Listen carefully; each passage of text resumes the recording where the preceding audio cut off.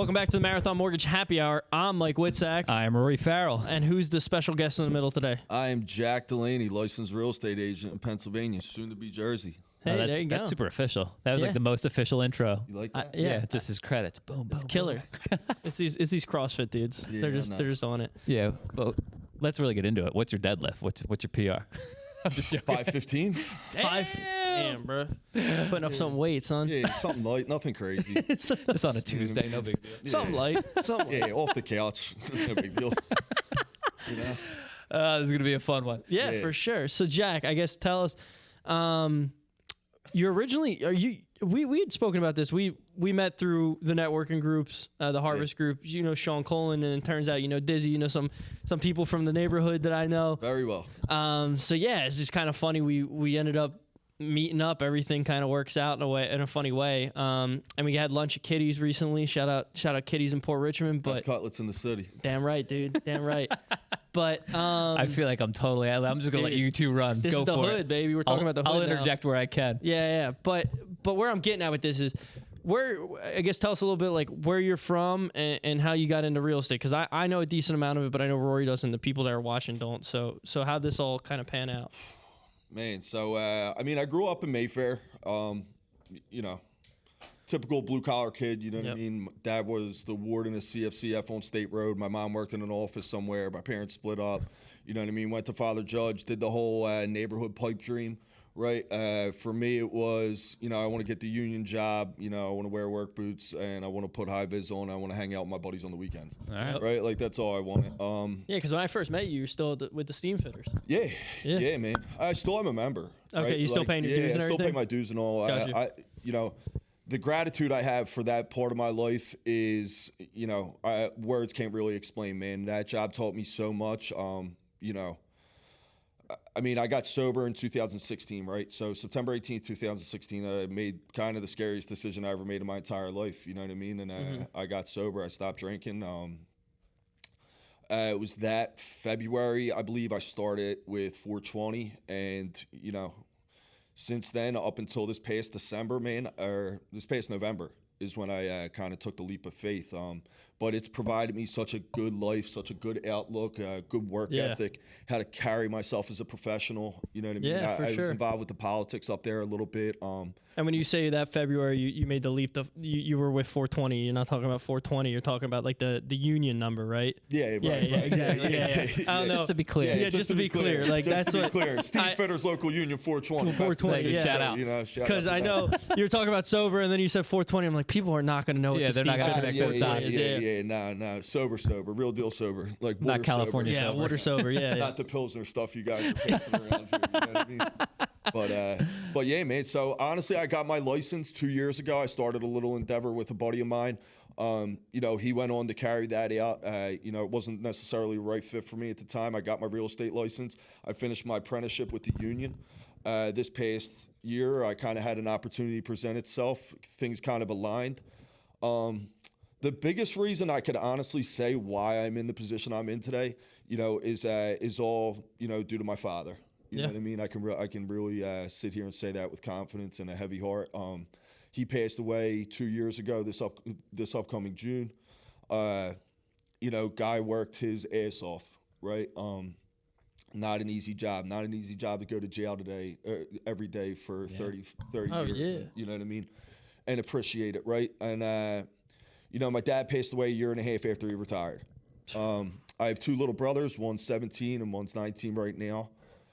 Oh wow! So you got a big age gap. Between you and your brothers. right. And you know, and me and my dad had a lot of heavy conversations like the last 7 months of his life, right? And you know, one of the biggest things that stood out to me was like I didn't want to think back and wonder what if. Mm-hmm. You know For what I sure. mean? A lot of wisdom in someone who's lived a life. Yeah, man. You know, listen, I sit up here, like I said, 8 years sober, man. I've made every mistake in the book. There hasn't been much I haven't been through. But the one thing is, you know, and the things that I'm learning through, you know, these communities we're a part of, right? Especially guys like Sean, Bry Walsh, you know, guys like Devin, Tom, like just people that I met in these rooms, right? Like I think the common denominator is like how much mental bandwidth can you like withhold? For sure. Right? Like how how willing are you to get through to break through that mental barrier and see how tough you really are, right? And you know, like I said, I have 2 little brothers that, you know, who am I to tell them to go take a shot if I'm not doing it? Yeah. Right. Yeah, sure. And that's what it came down to for me. And I'm at the point in my life where it was time. It made sense. You know what I mean? And you know, and here we are, man. Yeah. You I know? mean, I mean, not to cut you off real quick, but we just had this conversation where we were talking about this, and you're kind of trying to figure out like a direction to go and what you want to do. And it seems like over the past just even couple of weeks, you've really kind of made that mental leap to say, hey, dude, this is what I'm doing. Like guns blazing. I'm going forward in real estate. This is the path I want to take. And I mean, you're here. You show. It's fun. It's hilarious. I saw you here, man. It just worked out because I was just telling him maybe like a week ago. I'm like, yeah, I got this guy Jack. I really want to get him on the podcast. Like when I get him to sit down, I'm hoping he makes this like turn into real estate. We just had coffee. And I mean, shit, man. It looks like you're fucking doing it. So I mean, that's the name of the game, right? It's kind of, you know, the scariest thing in front of you is probably usually the choice you should make, right? And you know, how uncomfortable are we willing to get? You know what I mean? Like how you know, we heard it last week, right? The guy, what was his name? Tony Child. He was talking about golf, and I mean, dude, get me talking Big about golf guy. or CrossFit. You know what I'm saying? Like talking about two uncomfortable sports, right?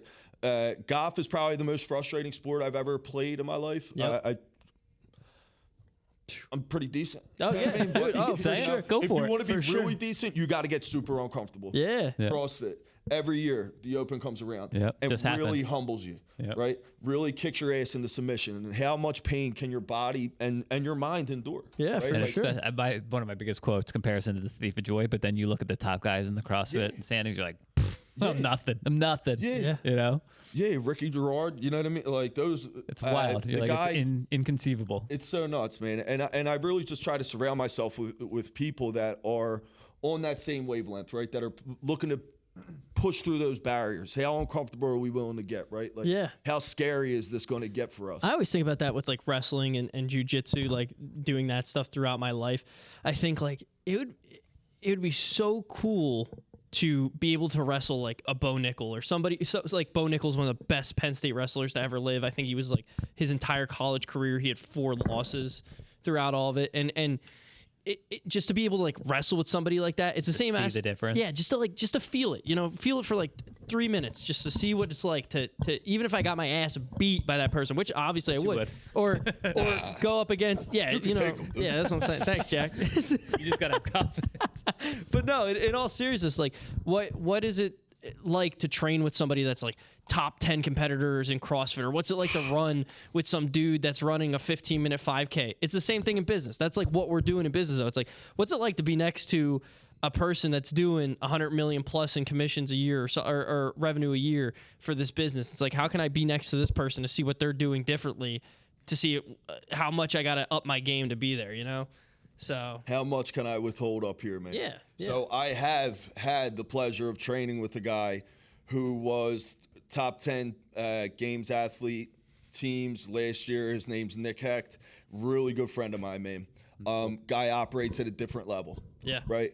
Watching him compete, training with him in the gym, and just getting to talk to him and getting to know him as like a person, we became really good friends over the past couple of years, right? And you know, I went out to Madison, saw him compete, and you know, now he's on to this next journey in his life, and me and him sit down, and he's kind of part of the reason I kind of took this leap too, is because you know, now that part of his life is over, like the CrossFit Games and stuff like that, it's like, all right, well, what's next? Right? Yeah. What's next? What can we do? There's now? no slowing down. Right? So he has the gym. They just dropped a protein brand. It's called Evolve Supplements. Okay. Right? It's all formulated by him. They literally just dropped, like, I want to say maybe a month ago. And, you know, he's doing his thing with construction. But just surrounding yourself, like we talked about, man, with people that are just after that next level of like how we're going to get uncomfortable, how we're going to break through, man. Like, what can we do next? And what gym do you train at in Philly? It's called Evolve Fitness. It's on Evolve. 2nd and Race. I might have to swing down because I've been looking for a CrossFit gym. I was telling him, I was like, I can't get in touch. Yeah, come through, dude. All right, shit, I'll show you what's up. Yeah, I'll do it's- 615. Dude, it's one thing I'll tell you what, man, and you know, like I found in a lot of these communities that I've become a part of, you know, the mastermind groups, the Harvest, you know, this Jersey Man thing I was at last night. You know, CrossFit kind of gives me that same vibe, right? You know, CrossFit's a community where everyone wants to see you do good. Yep. Right. If you're finished the workout and, you know, somebody else is still struggling, like it's a community where we're going over there and we're, you know, doing those last 10 burpees with that dude. Yeah, you don't leave the gym while someone's still out right. there. It's and it gives you that motivation, right? And it's the same thing in life, man. Right. Yeah. Like, you know, surround yourself with people with common interest and people that are after the same goals, dude. And I you know, that all has translated from sobriety to my you know, to fitness, to my life, you know. And even like the spiritual aspect too, man. Because that's, you know, people forget about that. You know yeah, for I mean? Sure. And I think, I mean, you're talking about like hardest things to do in life or like making these jumps. I mean, you've already done one of the hardest things you can do in life, which is making that decision to go sober. It's like that. I mean, that alone sets the tone for who you are as a person. So it's like just going down this rabbit hole of how much better you can get from here on out. It's like it can only really go up. It's, you know, just keep working toward it. And that had to help you. I'm also just noticing, sorry, weird coincidence. He has this whole wood thing that we were talking about, workout of the day, that's on your shirt. What is it, WOD? Yeah, workout wood? of the day. Yeah, so you have it on your water bottle too. I never noticed that. There you go.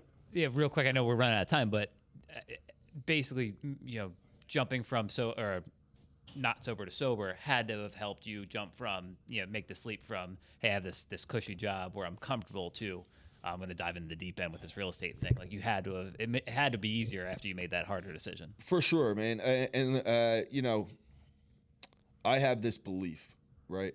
I learned real quick that a lot of these things that happen in my life aren't up to me. Sure. Right.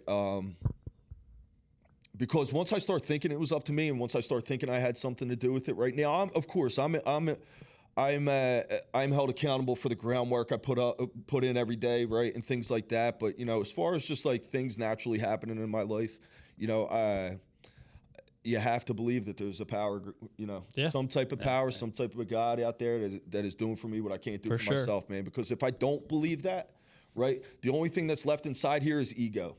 And if I'm running around here like an egomaniac, thinking that, like, you know what I mean, I'm God's greatest gift to earth, dude, like that's a recipe for self-destruction. I think that, you know, ego is really just it's a gift and a curse sometimes, depending on how you carry it, right? For sure. And there's a difference between confidence and ego. I was gonna say, you got confidence and you got ego. Right. It's like that's two different things. Right. And I think that's where the spiritual aspect comes in and stuff like that, dude. So when you talk about, you know, sobriety being the scariest thing I ever did, man, like this past thing was definitely pretty scary as well. But I do have a belief that, you know, no matter what, man, figure it out.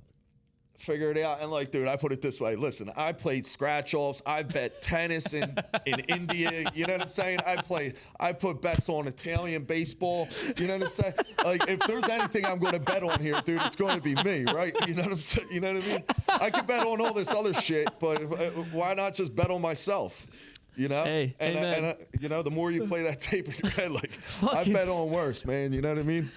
I hate that this is a short podcast. You're coming back on no matter what. We'll come to you. We'll figure it out. I told you, bro. I told you. I was like, this is my man. We gotta have Jack on a longer one, man, when you have the time. Yeah. But do you have a win you wanna leave off with, or? I'll share this, and I shared this twice so far, and honestly, this was 24 hours ago, and I just shared it with you guys earlier, and I think this was honestly like one of the best compliments I've ever gotten in my life. You know, 32 years. I know you thought I was 37, but whatever. You wear it well. You know, but you know, I was at my tattoo shop yesterday. My tattoo artist, you know, gives me this compliment, and he was just like, dude, the one thing about you is that, you know, that I love about you. He was like, you are unapologetically yourself. Amen. You know what I mean? And I think, you know, the more I thought about that, you know, I used to think that I have to go into these rooms and like try to impress people, man. Not anymore. You know what I mean? Yeah. Like, and I realized that the more authentic you are, right, the more people you're going to attract that, you know, that you vibe with. You're not going to attract the people who you're not going to vibe with. And you know what, man? Like that really hit home, dude. And like just like I said, man, the gratitude that I've had over the past, like even last Wednesday, I got invited to play Galloway National Golf Club down in Galloway, New Jersey. It's a beautiful course, man. And then I got, you know, blessed to go out to dinner at a Cafe 2825 with a great group of guys. And you know, I'm driving home, you know, like damn near in tears, dude. You know what I mean? It's 9 o'clock at night. I'm on the Atlantic City Expressway, and I'm thinking to myself, like, dude, 8 years ago, I would have been planning for the next 2 weeks on how I was going to scrap a couple dollars together to go down the shore and like drink my face off for 40. Yeah. Right. And especially on that parkway where you probably had, memories of, hey, for sure, dude. And, someone put it to me this way early on in sobriety. It was like, dude, you know what you do? You go down there and you make new memories, man. And I've done a pretty good job at doing that so far. Good, dude. man. And, congratulations. Yeah, that's super cool. That was pretty awesome. Killer. Yeah, dude. Killer. It's a great way to end this. Yeah, dude. hell yeah. Oh, man, we got to have Till the next time. Till next time. You're coming back on, sure, dude. We're going to hear all about this new real estate venture. All right, cool. Well, thanks for coming on, brother. Thanks, Jack. I appreciate it. Yeah. Great meeting you guys. Happy Friday. Happy